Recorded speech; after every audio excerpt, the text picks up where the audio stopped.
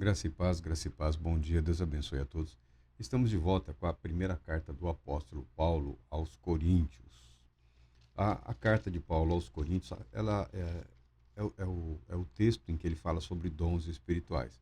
Sobre dons espirituais, especificamente, no teor da carta do apóstolo Paulo, nós separamos um material e estamos falando de forma separada, em especial quando estamos falando sobre o Espírito Santo, sobre os ensinamentos acerca da pessoa e obra do Espírito Santo. O objetivo do apóstolo Paulo, na sua carta aos Coríntios, é muito superior do que regulamentar o uso de dons espirituais, aprovar ou reprovar determinadas condutas no que dizem respeito ao culto cristão. Não, é muito mais do que isso. E os versículos 12 e 13 dão essa relevância, dão essa intenção do apóstolo. Diz o seguinte: porquanto, assim como o corpo é uma só unidade e possui muitos membros, e todos os membros do corpo, ainda que muitos, constituem um só organismo, assim também ocorre em relação a Cristo. Pois todos fomos batizados por um só Espírito, a fim de sermos um só corpo, quer judeus, quer gregos, quer escravos, quer livres, e a todos nós foi dado beber de um único Espírito. Graças a Deus pela sua palavra. Esse ensinamento aqui do apóstolo Paulo tem o objetivo de ressaltar a importância e a ênfase que ele dava no conceito de unidade da igreja, unidade da fé cristã. Ele passou uma parte expressiva do ministério dele labutando entre gentios e entre judeus, com a intenção de garantir que a igreja de Cristo Jesus permanecesse uma única igreja, uma igreja capaz de expressar no contexto social daquela época e da nossa época a beleza da obra de Cristo Jesus, conduzindo a humanidade a uma unidade. Então a igreja celebra a unidade. A igreja celebra Cristo. Ele conseguiu? Não, é claro que ele não conseguiu. O ser humano é dado a criar facções, é da nossa natureza, é da nossa índole, né? Então foi muito difícil para o apóstolo, mas ele ainda tentou manter uma unidade estrutural, pelo menos, né? Uma comunhão, elementos mínimos que permitissem uma plena comunhão entre as diversas igrejas daquela época. Quando se fala em comunhão, ele está falando, principalmente por conta dos judeus, de pessoas se sentarem à mesma mesa e juntos partilharem de uma refeição comum, tá? Ele não está exigindo que a igreja tenha uma concordância absoluta em relação a tudo. Ele não tem essa mente de uniformidade, ele não fala de uniformização, ele fala de unidade, unidade da fé, unidade do conhecimento de Deus, unidade doutrinária, unidade de propósito. E o apóstolo Paulo aqui, falando das questões espirituais, falando do batismo, falando das manifestações do Espírito Santo, falando de dons espiritual, ele deixa claro: pois todos fomos batizados por um só Espírito. O que caracteriza a igreja cristã, o que evidencia a fé cristã é o agir do Espírito Santo de Deus. Está escrito e é verdade. Quem crer e for batizado será salvo. Aquele que crê e for batizado será salvo. A igreja, o Novo Testamento, Jesus instituiu duas ordenanças à igreja. Duas ordenanças. Não significa que a igreja não possa ter outras cerimônias, não possa incorporar outros elementos à sua prática, à sua dinâmica, né, sua dinâmica espiritual. Mas Jesus instituiu a ceia, a celebração de uma ceia, que historicamente passa a ocorrer através de elementos mínimos do pão e do vinho. Tá? Esses são os elementos da ceia, esses são os elementos utilizados por Cristo Jesus para pronunciar as bênçãos, o pão e o vinho. E instituiu também o batismo nas águas. Historicamente, tanto uma ordenança ou sacramento quanto a outra ordenança ou sacramento, alguns têm um número maior de sacramentos aí, mas o fato é que Jesus instituiu esses dois para que a igreja tenha uma identidade minimamente cristã. Esses são os sacramentos instituídos por Jesus Cristo. Historicamente, há debates inúteis em relação aos elementos da ceia, aos elementos mínimos, quem pode participar, quem não pode participar, o real e o profundo significado da ceia. E o mesmo há em relação ao batismo. Se batiza criança, se não batiza criança, se batiza só adulto, se batiza com muita água, com pouca água. Tudo isso daí são questões de polêmica histórica, quando a igreja tinha pouco o que fazer ou pouco se dedicava ao que Jesus Cristo estabeleceu como prioridade, que é a vida, né? Ir por todo mundo e proclamar o evangelho, e passou a discutir aí essas questões que não refletem, não resultam em absolutamente nada. O fato é que o apóstolo Paulo está refletindo nos ensinamentos de Jesus Cristo. Quem crer e for batizado será salvo. E Paulo está dizendo, nós todos fomos batizados por um só Espírito.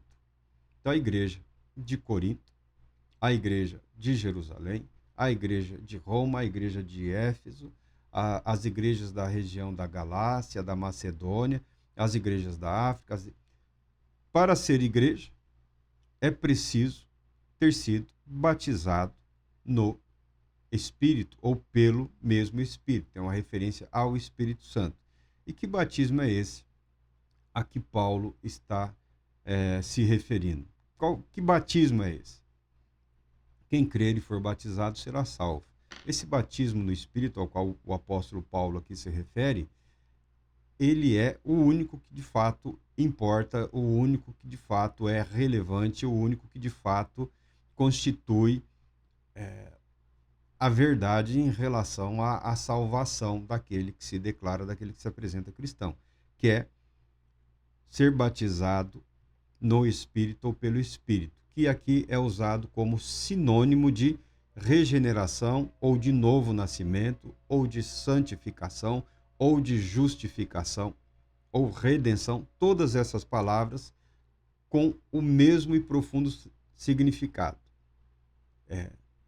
Nascer de Deus. O ato de ser batizado no Espírito é o ato de ser salvo, de ser regenerado. É isso que a Bíblia ensina. É isso que a Bíblia ensina. Não há uma preocupação nesse ponto aqui do apóstolo Paulo no que diz respeito às questões que envolvem dons espirituais, manifestações espirituais. Ele está dizendo que a igreja de Corinto é tão cristã quanto todas as demais igrejas. E ele coloca todos no mesmo nível. Interessante o apóstolo falando dessa maneira. Ele reconhece que há fé. O que não havia em Corinto era organização e obediência. Tá bom? Se você disser que havia uma obediência à palavra de Deus, não havia uma completa submissão à palavra de Deus. Organização também não estava muito bem organizada ou muito bem estruturada. E o apóstolo Paulo, reconhecendo a fé verdadeira daquela igreja, os trata como irmãos e os coloca na mesma condição, na mesma situação que ele, apóstolo, que os demais apóstolos, que as demais igrejas. O apóstolo Paulo, em nenhum momento, está tentando converter a igreja de Corinto a Cristo Jesus. Ele trata a igreja de Corinto como uma igreja que está em Cristo Jesus. Então, para o que o apóstolo Paulo, o que interessa para ele é se a pessoa foi regenerada, se foi justificada, se foi salva. Quem crer e for batizado será salvo. Estando neste mundo, é importante que a pessoa aprenda a viver em conformidade, em obediência à palavra de Deus. E é exatamente disso que o apóstolo Paulo está tratando nessa carta. Muitas paixões haviam aflorado em Corinto. Muitas paixões haviam aflorado, tá? Muitas filosofias, muitas influências de outras religiões também estavam ali atacando, acuando a igreja em Corinto.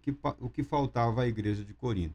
A devida orientação que o apóstolo Paulo supre aqui, não só através das cartas, mas também através do envio de alguns dos seus auxiliares. Eu até brinco aqui, né? Apolo, por exemplo, falou: não, obrigado, boa sorte, até logo, estou indo para outro campo.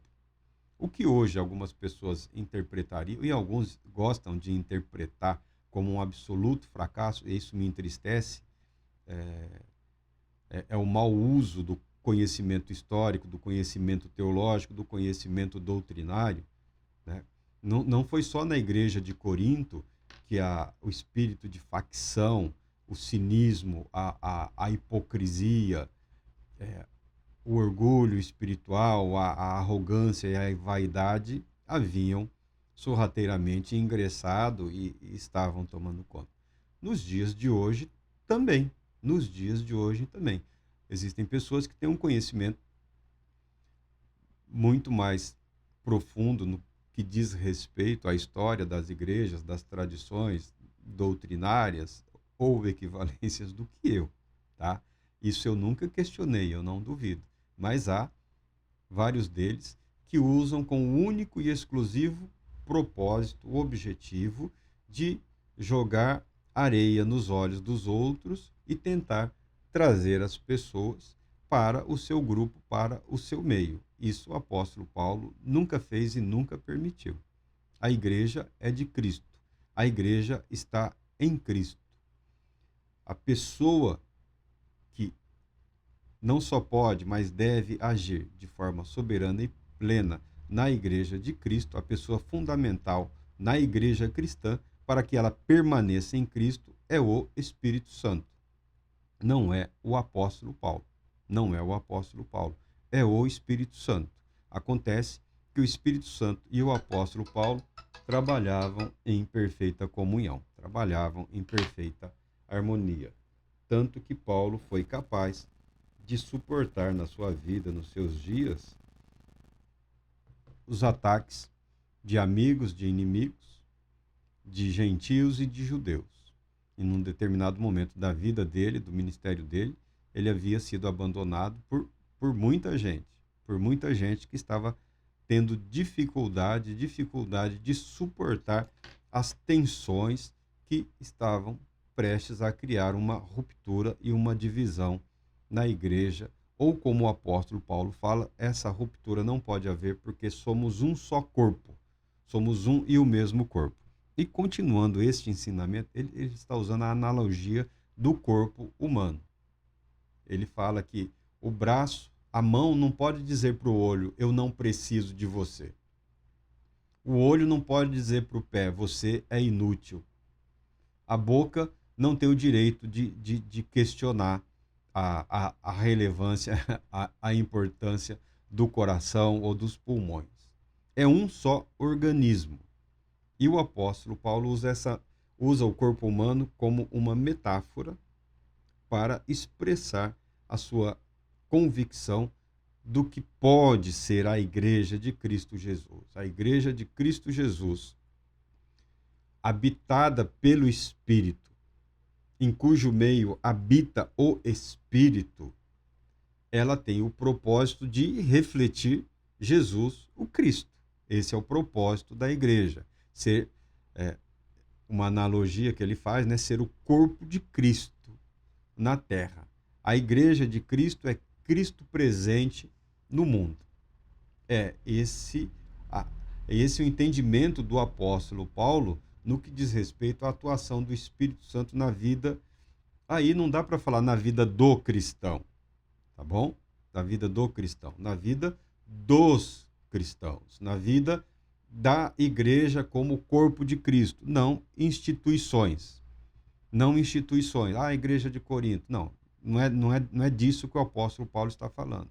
Nós temos aqui no Brasil e no mundo inúmeras igrejas, inúmeras instituições, todas elas querendo ser a verdadeira igreja de Cristo Jesus. Quanto mais intenso é esse pensamento, menos elas são capazes de expressar a verdade que contém na Escritura. Menos. Você pode perceber, só basta olhar. Não adianta questionar quem está tentando ajudar. É fato e é verdade.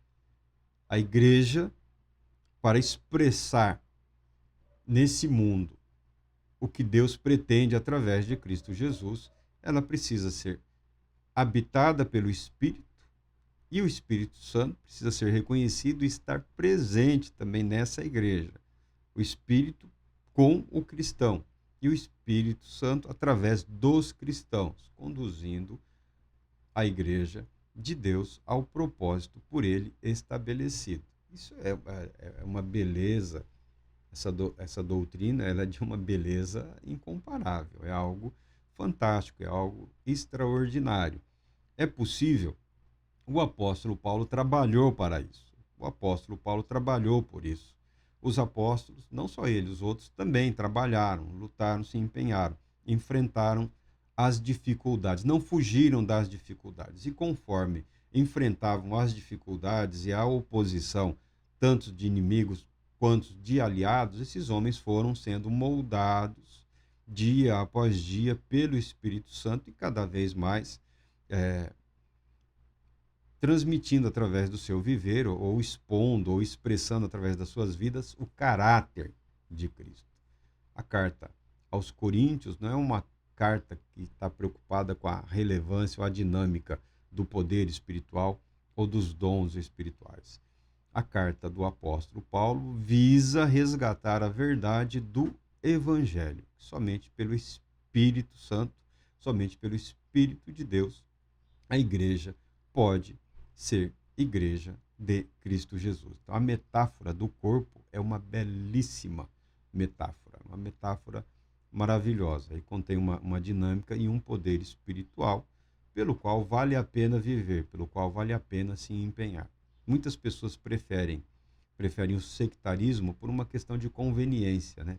É conveniente dizer que somente nós detemos a verdade, o conhecimento, o interesse e o propósito. É muito conveniente. É muito conveniente agir dessa maneira, porque você fica isento de se responsabilizar pelos outros. Não. Vamos cuidar dos nossos assuntos. Eu não sei se a igreja, enquanto igreja de Cristo, enquanto homens e mulheres que buscam expressar em suas vidas a presença e o agir do Espírito Santo, têm o direito de serem indiferentes em relação a qualquer outro grupo que também se identifique com Cristo Jesus. Tá? E o apóstolo Paulo segue aqui. Desse modo, quando um membro sofre, falando da unidade do corpo, desse modo, quando um membro sofre, todos os demais sofrem com ele. Quando um membro é honrado, todos os outros se regozijam com ele. Ora, vós sois o corpo de Cristo, e cada pessoa entre vós, individualmente, é membro desse corpo. Olha o que o apóstolo Paulo fala. O sectarismo, ele leva à arrogância, ele leva à presunção, e nós sabemos que o orgulho precede a queda, a arrogância precede a ruína. Estamos vendo coisas terríveis. Sim, estamos vendo coisas terríveis, estamos vendo coisas inquietantes, desagradáveis, questionáveis. E silenciar em relação ao que se vê, abandonar as pessoas no caminho que pode conduzir, não estamos dizendo que conduzirá necessariamente ao erro, à apostasia ou à ruína espiritual, mas que pode conduzir, silenciar em relação a isso, não é o que o apóstolo Paulo fala, porque o sofrimento do outro, a angústia na qual o irmão ou a irmã está inserido, vivendo, ela reverbera em todo o corpo de Cristo. Mas nós não aceitamos o que aquele grupo aceita. Isso não significa que não seremos cobrados em relação aos erros e equívocos dos outros. Um só corpo. Aí quando fala da igreja, a igreja será sim julgada, sim, tá? Não precisa ter essa ilusão. Não pensa que, como igreja, não seremos julgados, não seremos confrontados pelo Todo-Poderoso no que diz respeito ao que fizemos ou deixamos de fazer em relação a tudo que ele pretendeu, porque o Espírito foi concedido, a dinâmica, o poder realizador, o poder transformador, o poder regenerador. Paulo fala disso aqui nas suas cartas, foi concedido à igreja e atua através da igreja. Se a mão sofre, o pé sofre, a cabeça sofre, todo o corpo sofre. Ah, não vejo necessidade nesse dedo, até perdê-lo, né? Até perdê-lo, até dar uma martelada no dedo, aí vê como ele é importante, como é relevante e como paralisa quase que todo o corpo quando uma parte do corpo está sofrendo. Diga lá o coração, quando não vai bem, tudo para. Diga lá o cérebro, que quando não vai bem, o corpo fica completamente desorientado, né? Um, órgãos internos que as pessoas não valorizam muito, como o intestino, né? Parou para tudo, para tudo. Então, todo membro do corpo de Cristo é importante.